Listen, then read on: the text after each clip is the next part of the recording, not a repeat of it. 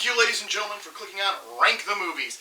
Now, I know I said last week when I talked about the resurrection of Gavin Stone and bending the rules, I'd be starting my series on movies I didn't care for and decided to rewatch. I will be doing that series. I'm just pushing it off a week because I want to talk Roger Rabbit. As you can see, I'm a fan of Roger Rabbit.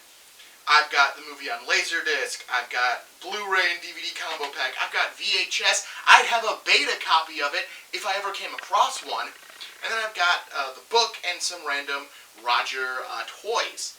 I like Roger Rabbit, I really do.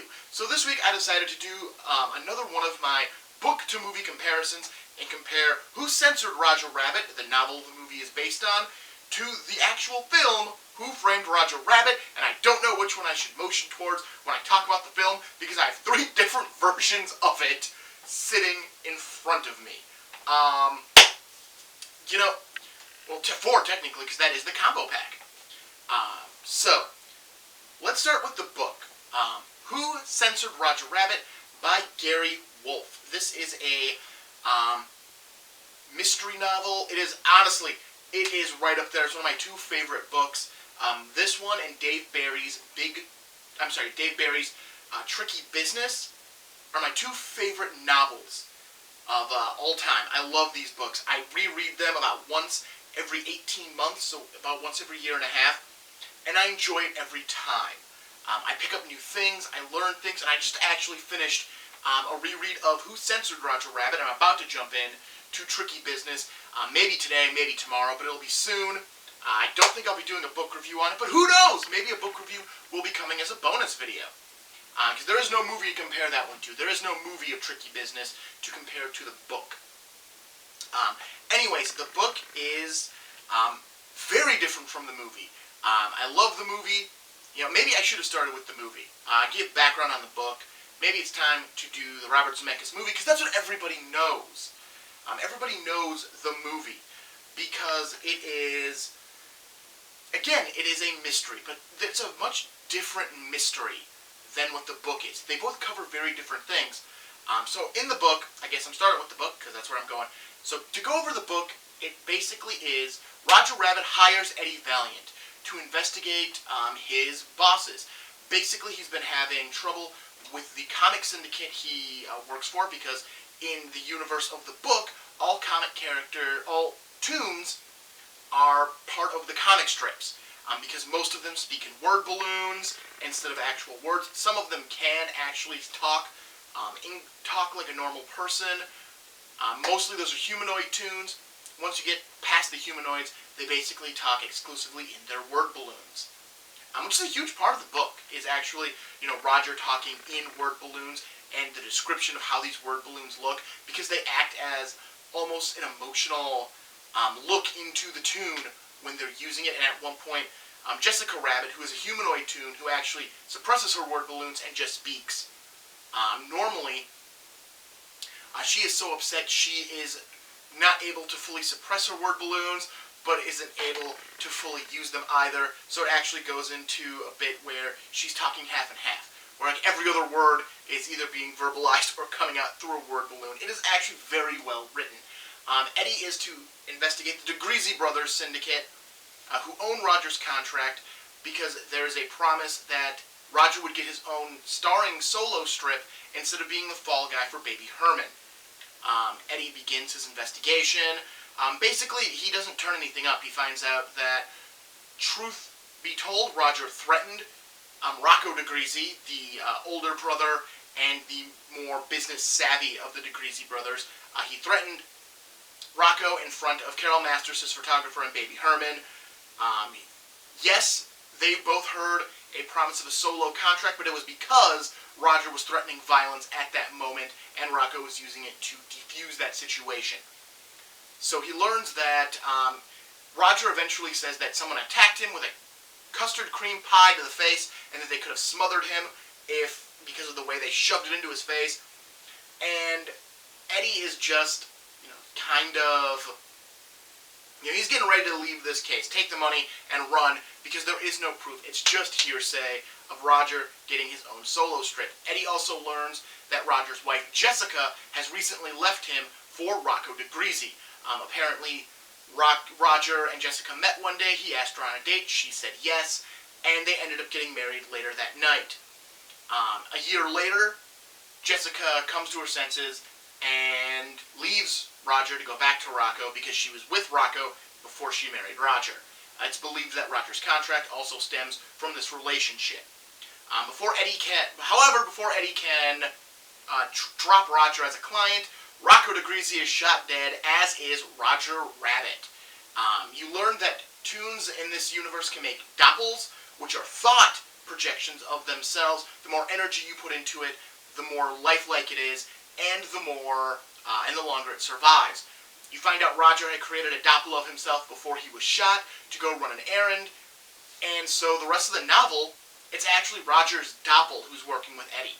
So now they're on a time crunch because the doppel says with how much energy Roger put into him, he's got maybe 48 hours before he dies. So Eddie is now investigating who shot Roger and also trying to figure out who shot Rocco DeGreasy because right now the cops believe Roger shot Rocco. It's a great book. It is very different from the movie. There is no Judge Doom. Toontown is mentioned, but it's not actually shown. Nobody goes to Toontown. It is much more a straightforward mystery novel that kind of leads you piece by piece until you get to the final conclusion of who killed Rocco DeGreasy and who killed Roger Rabbit. And it's a really interesting story, and I'm not going to spoil who actually did it and how they did it and why. Just seriously, if you've never read the book, go out and read the book. It is a great book. This would lead to the Robert Zemeckis film in 1987, Who Framed Roger Rabbit? Obviously, it's nothing like what I laid out. Only 4 characters are holdovers from the book to the movie, and that's Roger Rabbit, Eddie Valiant, Jessica Rabbit, and Baby Herman. And maybe 3 lines of dialogue are used. I'm not bad, I'm just drawn that way from Jessica. Baby Herman's, I've got a 55-year-old lust, and a 2-year-old dinky is also from the book, and I think that's about it. And even in the book, I'm pretty sure they altered how old Baby Herman actually is. And that in the book, I think he's got a 35-year-old lust and a 2-year-old dinky. Where on the movie, it's a 55-year-old lust and a 2-year-old dinky. I said dinky way more than I ever thought I'd say in one of these videos. And of course, it adds in Judge Doom and the idea of dip. And the doppel idea is completely thrown out. And obviously, Roger doesn't die. But there's still somebody else who gets murdered, and Roger is accused of it. I've watched this movie since I was a little kid. I love this movie. I think the effects still hold up very well for the modern age. They don't look perfect, but I don't think they ever looked perfect. I think they always just looked good. And that's all you can ask for with a movie like Who Framed Roger Rabbit. I mean, it really is a top-notch movie. It's one of my favorites. One of the other things... Oh, Ted fell. One of the other things about the book to the movie is they actually changed Roger. Because here's, one of my Roger toys, and he's this nice white bunny. Roger wears a lot of different clothes in the book, so whether or not the suspenders are one of the ones they bring up, that he does wear suspenders, so that's cool. But in the movie, he's a white bunny. In the book, he's actually a brown rabbit.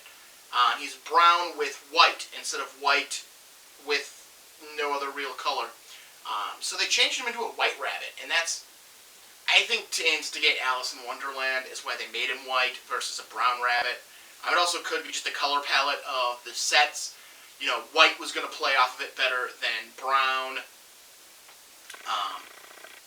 It's true, but Jessica Rabbit is basically very similarly described. Baby Herman is basically the way he looks. Eddie Valiant looks like a typical PI, except in the book, yes, he drinks a lot, but it's held more as just, that's what he does, he drinks, while in the movie, it's a drinking problem based on his brother's death. The book, he has no brother, he has no love interest. He's just a detective who gets drawn into this weird circumstance. And obviously, with the addition of Judge Doom, it removes the DeGreasy brothers, and they're changed to R.K. Maroon.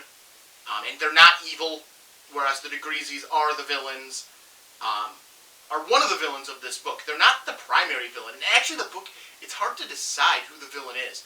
Like, you don't like Rocco and Dominic DeGreasy, because, well, their names are DeGreasy, and they basically fill that character structure.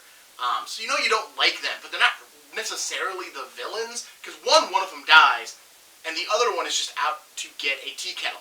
The book focuses a lot on a magic lantern, a tea kettle that Roger owns, that Jessica and the DeGreases both want to get their hands on for reasons. So that's really his, but he's still not a great guy. Really, the book and the movie are so vastly different from each other. People who say one is better than the other, it's comparing apples to oranges. Although, yes, they both involve the same character, they both involve Roger Rabbit, and Roger Rabbit is very similar in both the book and the movie. His character is very similar. They're not the same rabbit. They're not the same thing. And that's kind of what why I decided to do this video is because there is such a vast difference. That if you go, the book is better than the movie. Well, the book isn't the movie, and the movie isn't the book. They're both their own story. When I talked about The Shining and the Taking of Pelham 1, 2, 3, you can go into the archives and take a look at those other book-to-movie comparisons I've done. Those are very closer adaptations, where they're actually trying to take what the book is and put it onto the screen. Where this, they went, we can't film the book. I think you can. I think you can easily get away with filming this novel as is, and it would still be a really entertaining hour and a half. But they decided they didn't want to do that. They created their own story. There is a sequel to it. I forget what the sequel is called. I've never read the sequel novel because it's a children's book. So this is for adult readers. This isn't actually adult mystery. It's a children's book, and it's still written by the same guy. It's still written by Gary Wolfe. But it's a sequel to the movie and not to his novel. Because Roger's in it. And like I said, Roger gets shot and is dead.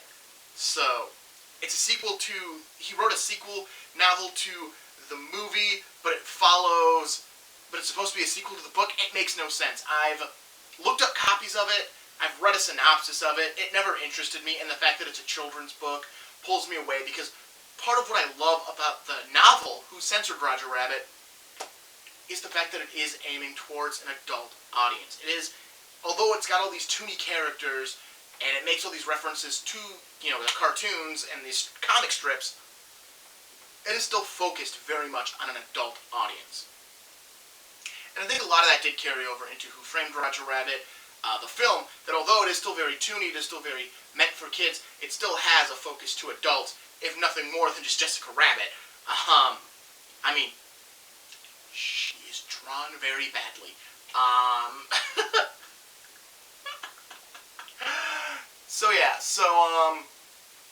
I gotta admit, I love Who Framed Roger Rabbit, both the book and the movie. Who Censored Roger Rabbit, it's a great book. If you've never sat down and read it, do so. It is worth your time. It's only 269 pages for this release that I have. Actually, I didn't even get to own a copy of this book until about maybe 4 years ago. Maybe 4 years ago is when they re-released it, a reprinting of it. Before that, you couldn't get a copy. It was out of print. So I had to go to my public library, my local library, and I kept renting it. I kept checking it out of the library over and over, and every time I wanted to read it, I had to check it out of the library.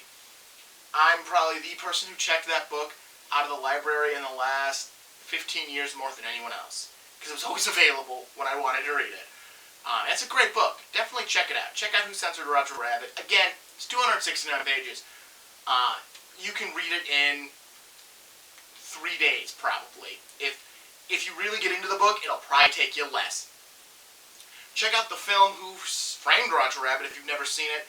It is a great movie, and it does still hold up very nicely with its animation, live action, put together and held true, especially because this isn't CG animation. This is literally, they shot the movie and then animated characters over the film stock.